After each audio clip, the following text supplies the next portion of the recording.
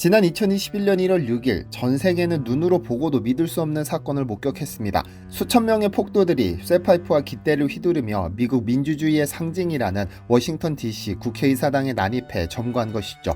이들을 진압하기 위해 경찰의 총성이 울리고 뿌연 체류가스가 의사당을 가득 채우면서 그야말로 난장판이 됐는데, 이 장면은 시위대의 실시간 방송을 통해 전 세계에 생중계됐습니다.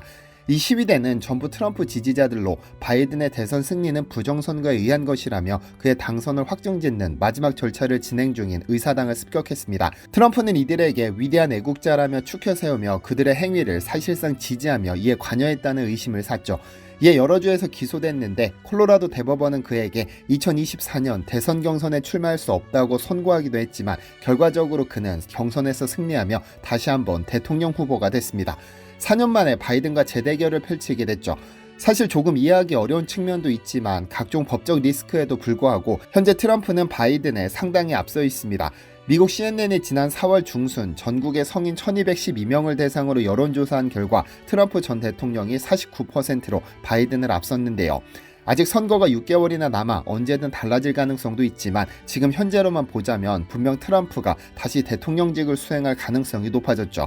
이런 와중에 트럼프가 대선에서 승리해 대통령이 된다면 백악관 국가안보보좌관 후보로 강력하게 거론되는 최측근이 있습니다. 엘브리지 콜비 전 미 국방부 전력개발 담당 부차관보인데, 그가 얼마 전 한 언론과의 인터뷰에서 한국이 핵무장을 해야 한다고 강력히 주장했습니다. 그의 의견을 자세히 들어봐야겠습니다. 안녕하세요, 디스멘털입니다. 한국의 한 언론과 진행한 인터뷰에서 그는 의미심장한 말을 남겼습니다. 그는 미국 안보 전략의 핵심은 무엇이 되어야 하는가라는 질문에 중국과 아시아를 꼽으며, 중국은 미국의 200배에 달하는 조선 건조력을 바탕으로 이미 미국보다 해군력에 앞섰고 더 큰 공군력까지 보유하게 될 수 있다며, 미국은 모든 것을 혼자 처리할 힘이 없다, 이제 동맹국들이 더 많은 일을 해야 한다고 강조했죠.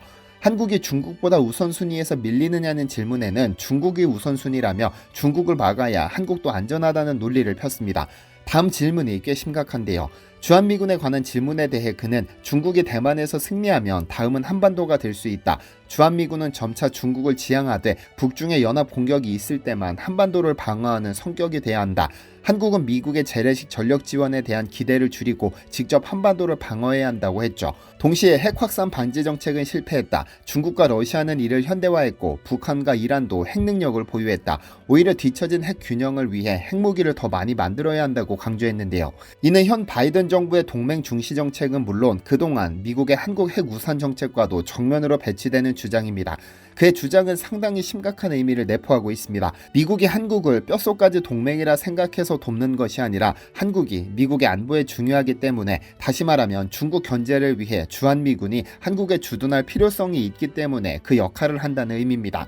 물론 아직 트럼프가 대통령이 된 것도 아니고 그를 국가안보보좌관에 앉힐 것이라는 확답도 없지만, 어쨌든 최측근의 입에서 이런 말이 나오는 것은 꽤나 충격적입니다. 결국 우리가 우리 스스로를 지키기 위해서는 핵을 보유해야 한다는 의미입니다. 사실 5년 전 미국의 소리와 진행한 인터뷰에서 그는 한국의 핵무장을 반대했었습니다. 당시 그는 현 상황에서는 반대다. 한국이 핵무기를 보유함으로써 지금 직면한 문제를 푸는 것이 한국이 핵무기 보유를 통해 얻을 결과보다 더 좋은가 하고 생각을 하게 되는데, 현재로서는 한국이 핵 확산 금지 조약 NPT를 지키는 것이 더 엄중해 보인다고 했죠. 그런데 불과 5년 뒤 의견이 완전히 뒤바뀌었습니다. 한반도의 위기가 얼마나 커졌는지 알 수 있는 상황입니다. 여기에 우리 국민들 역시 핵무장에 상당히 호의적이기 때문에 마음만 먹으면 심도 있게 고려해 볼 수도 있을 것 같은데요.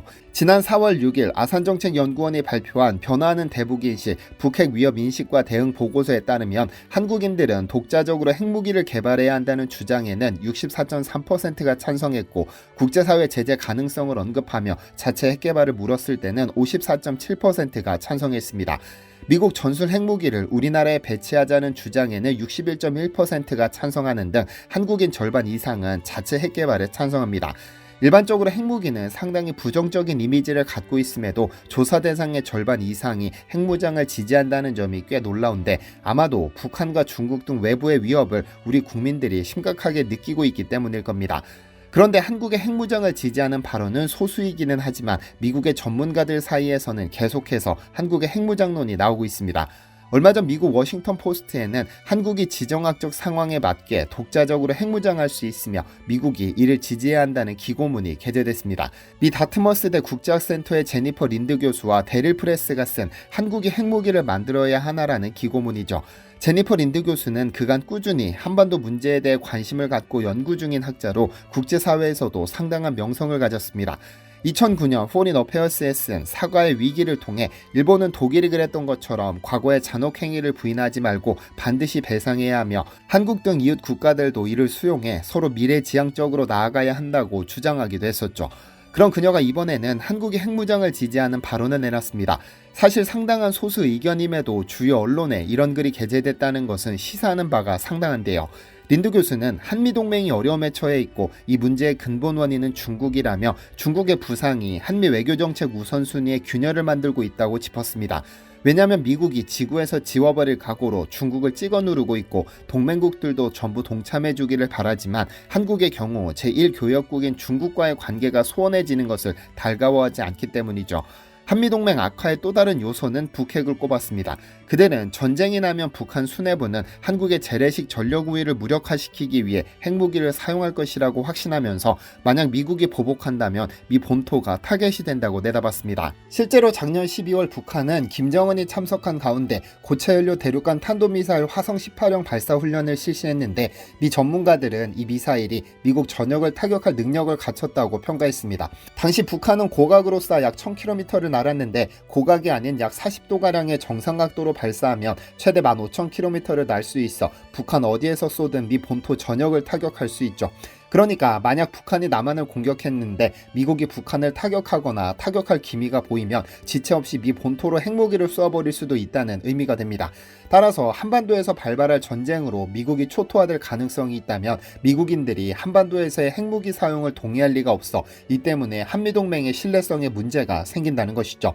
린드 교수는 이런 상황을 타개하기 위해서는 한국 독자적으로 핵무기를 개발하는 것이며 이러한 핵무장이 한국을 북한의 핵 위협으로부터 좀 더 안전하게 보호해 줄 것이라고 장담했습니다. 많은 전문가들은 핵확산금지조약 NPT에 가입한 한국이 핵무장을 선택하면 국제적인 제재가 가해질 것은 뻔하지만 한국의 기술력이면 핵무장은 누워서 떡먹기라는 것이 중론입니다. 여기에 핵무기 개발은 조약 위반이지만 한국이 합법적으로 개발할 수 있는 방법도 있습니다. 왜냐하면 NPT 제10조는 본 조약상의 문제에 관련되는 비상사태가 자국의 지상이익을 위태롭게 하고 있음을 결정하는 경우에는 본 조약으로부터 탈퇴할 수 있는 권리를 가진다고 규정하고 있기 때문. 그런데 재밌는 것은 한국은 단 한 번도 핵무기를 개발한 적이 없음에도 위 기고문은 한국의 핵무기 개발 능력이 충분히 가능하다는 기본 가설을 전제로 하고 있다는 점입니다. 한국은 기술력이 있을까요? 이에 대한 답은 이미 9년 전에 나왔습니다. 2015년 당시 미국 과학자협회 회장 찰스 퍼거슨은 한국의 핵무장론과 관련해 37페이지 분량의 보고서를 작성해 핵 비확산 전문가 그룹에 제출했죠. 2015년 4월 27일 퍼거슨은 헨리 소콜스키 등 미국의 대표적 비확산 전문가와 관료, 의회 관계자 10여 명을 참석시킨 가운데 한국이 어떻게 핵무기를 획득하고 배치할 수 있는가라는 제목의 보고서를 비공개로 회람했는데 이 보고서 내용이 외부로 공개되면서 엄청난 반향을 불러왔습니다. 그는 보고서에서 한국은 경제가 위태로워지기는 하겠지만 이러한 제재의 폭풍을 이겨나갈 가능성이 높다면서 인도를 예로 들었습니다. 1998년 5월 인도의 핵실험 이후로 인도는 국제적인 경제 제재를 당했으나 이 제재는 1년도 가지 못했습니다. 왜냐하면 인도라는 거대한 시장을 포기할 수도 없었고 중국의 군사력 확장에 대한 대항 세력으로서의 인도의 가치가 너무 매력적이었으니까요. 한국은 인도처럼 거대한 내수 시장은 없지만 인도와는 달리 전 세계, 특히 미국인 소비자들이 필요한 제품을 만들고 있습니다. 이에 퍼거슨은 제재는 형식적일 가능성이 높아 몇 달 내에 해제될 가능성이 높다고 봤습니다. 그렇다면 이런 질문이 남습니다. 만약 경제적, 외교적 제재가 사라진다면 과연 한국은 실제로 핵무기를 개발할 수 있느냐라는 질문 말이죠. 퍼거슨은 한국은 이미 차고 넘칠 정도로 충분한 기술력을 갖추고 있다고 봤습니다. 핵무기 개발에는 핵물질, 핵탄두 설계, 운반 체계가 필수적인데 핵물질의 경우 당시 한국은 경주 월성에 위치한 4개의 중수로에서 매년 416개의 핵폭탄을 제작할 수 있는 2,500kg의 플루토늄이 생산되고 있었습니다. 만약 우라늄의 추가 확보에 실패하더라도 최소 핵폭탄 100개 제작이 가능한 500kg의 플루토늄 확보가 가능하죠. 핵탄두 설계의 필수적인 고속 전자기폭장치 및 고성능 폭약 생산 기술은 한국 기술력이면 벌써 확보됐을 것으로 보고 있습니다. 운반체계도 답은 같습니다. 한국에는 세계 최강 미사일 중 하나로 불리는 현무 시리즈를 사거리별로 보유하고 있고 핵무기 탑재가 가능한 전투기 역시 다량 보유하고 있습니다. 뿐만 아니라 얼마 전에는 잠수함 발사가 가능한 SLBM까지 확보해 육해공 어디서든 핵무기를 날려보낼 수 있게 됐죠. 그런데 퍼거슨이 이야기했던 것처럼 한국이 만약 핵무기를 보유하게 된다면 가장 껄끄러운 나라는 중국입니다. 미국의 핵심 우방국인 한국이 핵을 보유한다면 중국의 입장에서는 상당히 거슬릴 수밖에 없어 강력한 제재를 가하게 될 겁니다. 중국의 한 전문가는 한국은 실제로 핵무기를 연구한 적이 있는데 미국에 반대로 무산된 적이 있다며 만약 한국이 핵 개발을 하려고 한다면 6개월이면 만들어낸다고 확신했죠. 그러니까 한국의 핵 개발은 능력의 문제가 아니라 의지의 문제인 겁니다.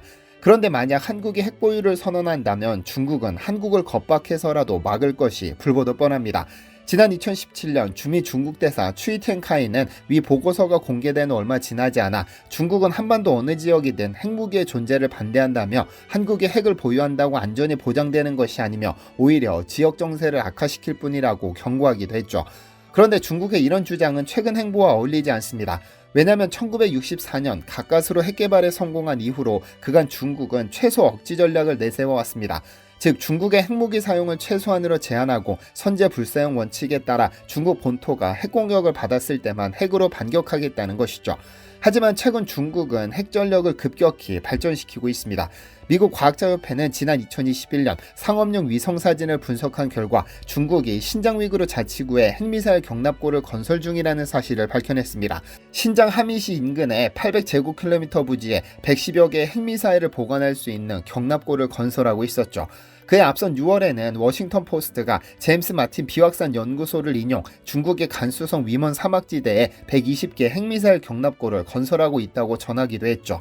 본토에 핵무기가 떨어질 경우에만 사용한다던 선제 불사용 원칙은 어디로 가고 급격히 핵전력을 늘리는 중국이 핵무기를 보유한 것도 아니고 보유할 수 있는 기술이 차고 넘친다는 한국에 이렇게 민감하게 반응하는 이유는 무엇일까요? 시청해주셔서 감사합니다.